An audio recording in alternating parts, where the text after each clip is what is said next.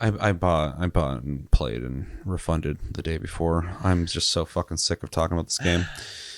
Long story short, this game was advertised one way. Everybody was stoked for it. Then when things started looking weird in the trailers, a lot of us saw red flags and we're like, uh-oh, something's up with the game. Then YouTubers, specific ones, made up the story that the game was fake and didn't exist. I said that wouldn't happen. The game was going to release. People said that I was crazy for saying that. The game came out. I knew it was going to exist. That was stupid. So those people pivoted over to the game's a scam, which we can talk all day about if it's a scam or not. I'm just trying to get through all this because this whole conversation people are going to bring up like, well, it's a scam. Well, it's this, that. Just letting you know where I'm at on it. It could be a scam. I'm open to that. But I do think it was just negligence. I think it was an incompetent dev who released the game hoping that it would be enough to make enough money to stay afloat, and I don't think it was. So in a shitty way, they just dropped the game. They've offered refunds to everybody, and they don't even get the money from Steam for another month. So they haven't made money from the game yet. Except for I keep hearing people saying they made money somewhere else, but I haven't got facts on that from anybody. So anyway, long story short, I think the game was a shitty dev releasing a shitty game,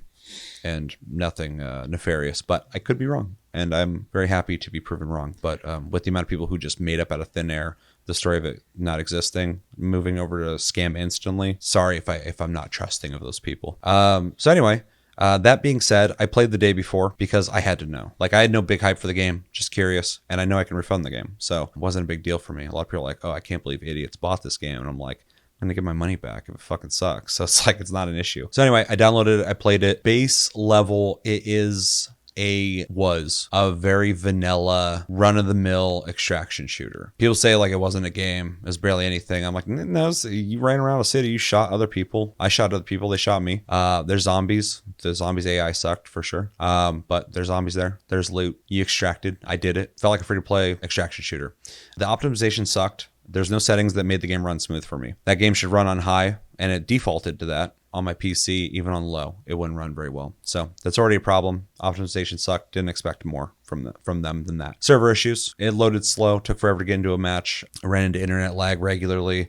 The first time I ever loaded into the city, I walked literally 5 feet, and then I heard a bullet fucking get fired. I look over to the right. There's 2 guys running on the street shooting at me. I was like, oh, okay. I hit one of them, but they were able to kill me. And I was like, that was a great way to fucking start this game. The hub where you run around with other people, craft weapons, upgrade weapons, buy equipment, stuff like that, was run of the mill. There's nothing special about it. Nothing really negative about it. I do think it's interesting that like you start out with a rifle, you go out there, you get killed, and then you lose all your equipment, which is nothing new to extraction shooters, but it doesn't have like a system where like you can kind of did. I think it would refund you some money, but like it was very brutal getting back into another match. Like you had to really go look for stuff to sell to really recoup a lot of those losses. No melee. I think it's probably the biggest crime of this game outside of the obvious lies that they told early on in the promotion of this game.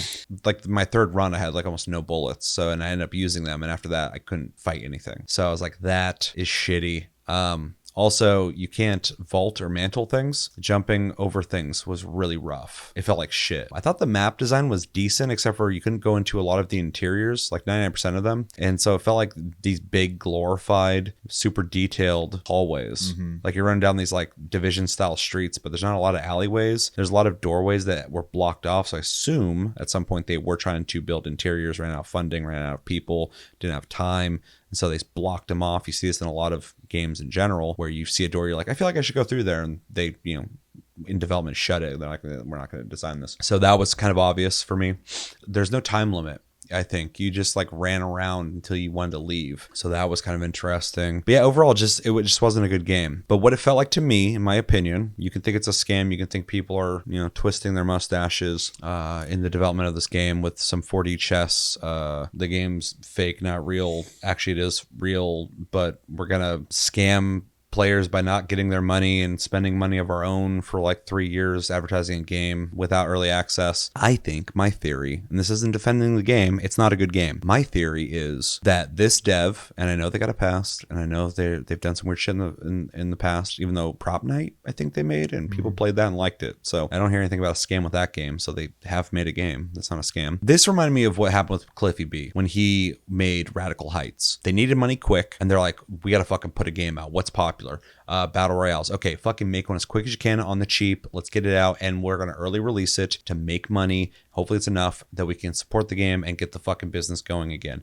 And it failed because I played it and there wasn't floors in the buildings. There was grass where floors should be. Buildings had no textures. It was a shit game. Radical Heights I'm talking about. And I refunded it. Like a lot of people, they lost money and the business went under. That's what this feels like to me. It feels exactly like that to me. So yeah, I assume they were hoping during this development they were going to put out, I think they probably did originally want to make a fucking MMO like they said they're going to make. And nowadays it's so hard to have that conversation anyway because everyone calls anything online a fucking MMO. When I was younger, an MMO was basically massively multiplayer online, meaning a lot of people on a server existing, not instanced rooms with, multiple people, but people call like games like Warframe a fucking MMO nowadays. So when people are like, they said it was going to be an MMO, I'm like, from my classic point of view, I think, yeah, you're right. But to modern day standards, people call everything a fucking MMO nowadays. So anything that's a service game, yeah. Yeah, so I'm like, I don't even know how to approach that fucking conversation because I think people have been using that term wrong for fucking ever. But anyway, I think they originally wanted to make like a DayZ style game. I think the development wasn't going their way and the funding wasn't there. And, I don't know how big this team was. I think they took the assets that I know came from the Unreal Engine. Everybody's like, they bought the assets from their marketplace. I'm like, yeah, but that's not illegal. They're just lazy. Like it's all pre-made assets. I'm like, yeah, that just means they're lazy, right? Sounds like they're trying to make a buck. I think they just ran out of funding and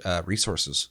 And I think they're like, okay, we already built the city. We haven't built the whole map yet. Just close off the outside of the city and make it a fucking extraction shooter since those are taking off right now anyway. Because extraction shooters are the new battle royale. They're trying to make them the new battle royales. So I think they're trying to do the Radical Heights thing and cash in on a fucking thing, and it didn't work out. I think they put out a shit product because they didn't have the resources to do it. So, or the want. And obviously the guy who runs fntastic literally was like, yeah, you can get a refund. We already got it cleared with Steam. But yeah, shit happens. This is our first big project. I'm like, very unprofessional, but not surprised with the product you released and how you're talking. It sounds like you don't give a fuck. And people are like, oh, they just won money. I'm like, every game people, it's not charity. Every game people make wants your money.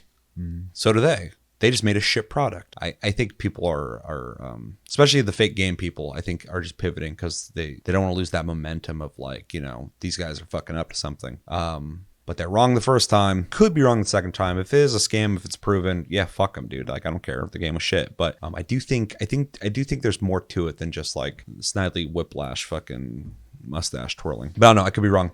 I played the game though. It was shit. Although IGN gave it a 1 out of 10. I saw that. I don't know if I would have gave it a 1 because it was just like a really shitty shooter. I've played worse games, but which I know is gonna be blasphemy for some people, but I've played a lot of games, and yeah, I'd probably give it like a 3 or 4 out of 10 probably. But definitely felt underbaked, unfinished, and the optimization was fucking horrible. So yeah, day before sucked. It came, it went. And I hope we can all just forget about it. Use an example of how not to release a fucking game and how not to advertise your games. And on the opposite spectrum of that, look to Hello Games in how you can release a game in not a good state and fully recover from it.